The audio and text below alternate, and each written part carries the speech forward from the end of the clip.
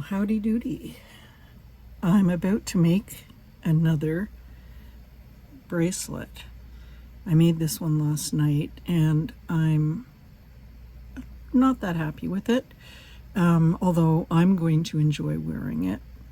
You can see that I made a double knot. I thought I was being really smart and not having a knot here, but then it ended up with a double knot here. I used the wrong glue.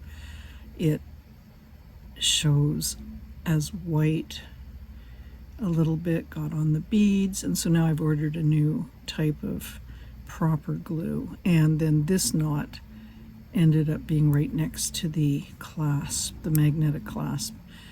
So this one's one bead away, this one's no beads away, and so that's the flaw in this system. The other thing is that I did use a thicker number 8 silk thread and did the one thread knotting using these tweezers, and what I found is that I wasn't able to get them quite as tight up to the knot as I could if I used my hands. So I decided I was going to try something else, and rather than use the number 8, I was going to use number 4 twice and use the 2 thread system, which means I don't have to use the tweezers, but it means that I end up in one heck of a mess because I've got so many threads going on, and I tried to show what I was doing and I ended up with a real mess here. So I'm going to fast forward ahead, get the knot out, and then come back. What's going on here? And so this is the way we don't do it. Now, how do I get that back out of here? See, and that, I knew that. If you start adding all these things and you make a mistake here, you had to take all these guys off. So only add one at a time.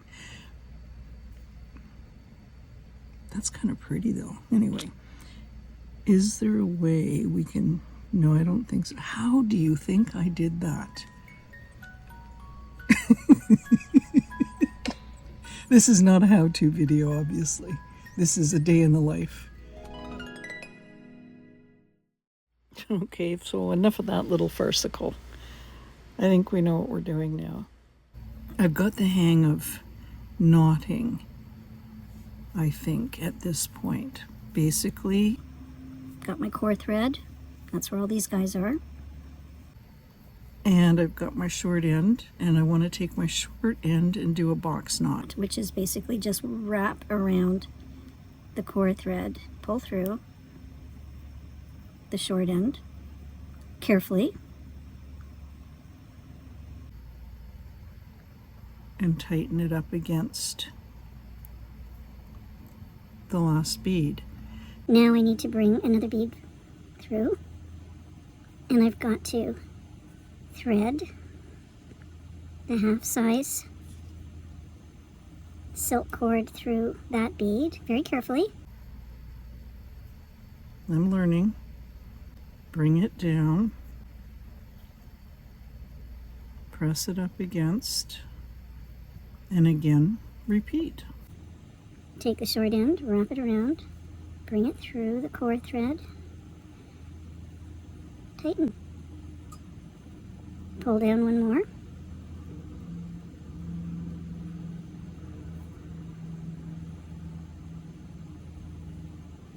thread my needle through the bead carefully, pull it down, make sure we're there, get the short end, wrap it around the core thread, pull it through, slowly let gravity tighten it. I might be able to relax now that I know how to do this with a little system. I'll see you when it's done. Yeah, so I missed you. I wanted to talk a little bit. I had a phone call from my brother this morning, Gary. He's down in Fort Myers and he's just setting sail for Marathon, Florida in his boat. And he sent me a little video of dolphins playing at the side of his boat. So I'm hoping that they're going to follow him down to Marathon, where he's meeting his girlfriend Denise, who's arriving in 10 days. And he phoned to let me know that he won't be in contact for 10 more days, or 10 or 11 or 12 more days until the 10th of February, because he won't have Wi-Fi. And he's going to be fishing and having a good time.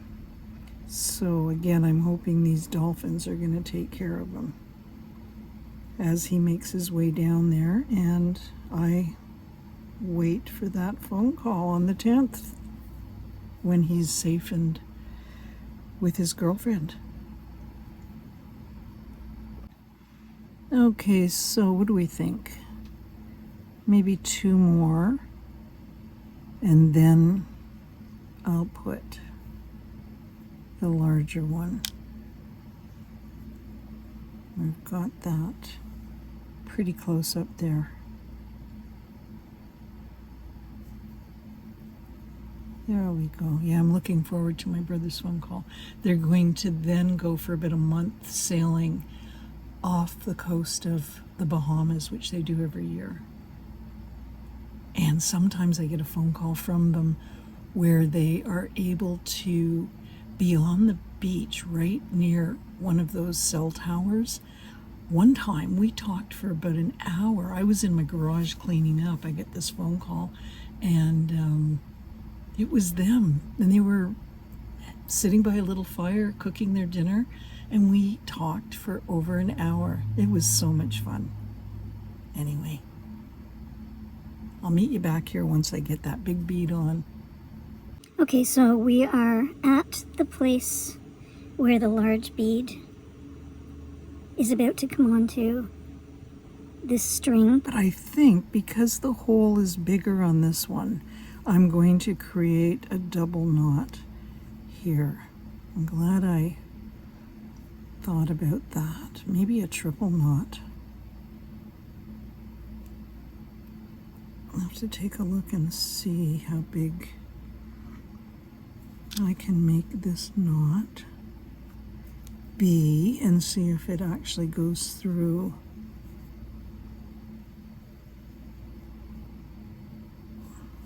Two seems to be okay. 3 might be overkill. Okay, good. And putting in a second knot on the other side of the big bead before reaching over to get the next small bead. Here we are. Okay. Okay, now what is next? Okay, putting the needle through the small bead so that we're able to knot it against the larger bead. Pull that through first. And now ready to knot the small bead against the large bead. So we're starting to find our rhythm, and this is becoming rather meditative. Okay. Okay, this part doesn't require too much thinking once I get this on here. Stringing the beads on, but I was just thinking about last night's dinner. I made a really nice arugula salad that I put together after having seen something on, I think it was Instagram. Cut a pear in half lengthwise, and then I put some balsamic into the center after I'd scooped out the seeds, put them on their bellies in a little bowl, put them in an oven-proof bowl, and put them into the toaster oven for about 10 minutes on about 250, 300. until the pears had baked through. And then I took out some Stilton cheese that I had left over from Christmas and put that in the center, back in the oven, put it under the broiler for a wee bit. As I pulled out the arugula, put it into my salad bowl, added a little bit of balsamic vinegar and olive oil, and then I broke up a few pecans, and by that time the cheese had melted, and I broke a few more pecans over the top of that, put the 2 pears inside the bowl with the arugula that I'd mixed a little bit of balsamic and olive oil with, and what a delicious salad I had. I'll show a picture of it. Okay, I think we're almost there with these extra beads. I'm going to have to count and make sure I've got the same number on each side. And I think I keep pulling that off. Maybe that's a clue that I have the right number, and we'll check. We'll count, make sure. And I'll be back in a minute. I'm just thinking that because I've shown how to do this, maybe I could create a kit. What do you think? Would any of you like a kit? Just let me know, and I will put one together for you. It would save on the cost of my having made it. I don't charge a lot per hour, but it's not even about that, is it? It's about having something that you've made yourself, and also that you've been able to take the time to enjoy. And you see, I was really frustrated up at this point, and already I'm like totally relaxed. I'm meditative, in a meditative state, and yeah, and I'm even able to almost talk and bead at the same time at this point. You may enjoy doing that. I know when I was traveling, I really enjoyed having little projects like this, you know, so you bring your little kit, make yourself a little bit of jewelry that you can wear, multifunctional jewelry. One day it's a bracelet, the next day it's a pair of earrings, another day it's a necklace. And you made it in the city or town that you're visiting. You'll always remember that. And it gives you something to do at nighttime, or as you sit in a cafe during the day, watching people out of the corner of your eye. And it also is a way of having people come up to you and ask you what you're doing. I mean, when I was in Paris, I would be doing things like this, and it was a way of people coming up and talking to you. Often other tourists, other people that were traveling, other women, you know, that wanted to let you know that they saw you, and they thought, what fun. So yeah, let me know if you want me to make a little kit for you. And if you don't, let me know if you want one of these. I'll put them in the store at some point. I'm planning to have them in there for Valentine's Day, Palentine's Day, Galentine's Day. Yeah. I'm practicing my ability to be able to use Shopify, create newsletters that make sense. Yeah, lifelong learning, right? That's what life's about, especially during these times. 3 more beads. And what else am I going to do today? I think I'm going to work on the small hall wall a little bit. So now I've got the last one. And maybe I didn't want that knot there. Oh yeah, I did, because I'm doing the knot. So I'm not quite sure how this is going to work. I think I can cut my thread now. And so I think also what I want to do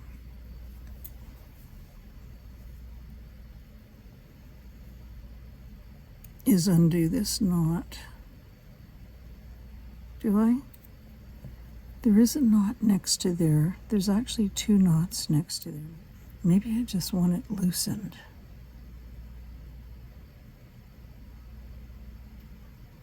I think I just want it loosened. Okay, so I've now got, and I think I can cut off the needle.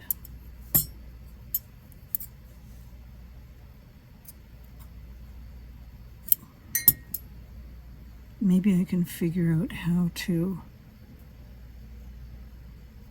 put that on the end, but it doesn't really matter. I have those other dental things. Except, guess what? It's fallen on the floor, and I hope I can find it. So now I've got the 2 threads. I've got the end.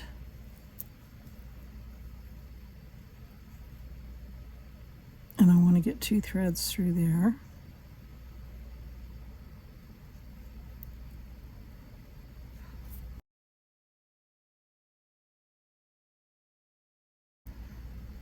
So now, tie a knot here and use that glue. Let's see what happens when I do the core, that box knot.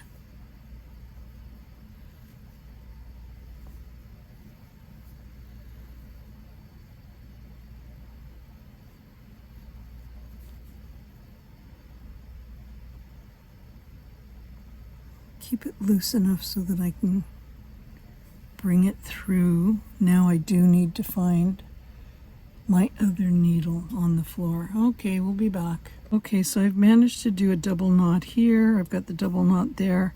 I have to wait now for this glue to arrive. Then I'll be able to clip very closely to the end the silk threads.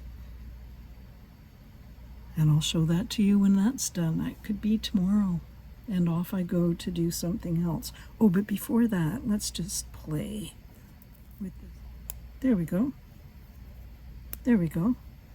Now we have a choker. It also fits my wrists twice. There we go.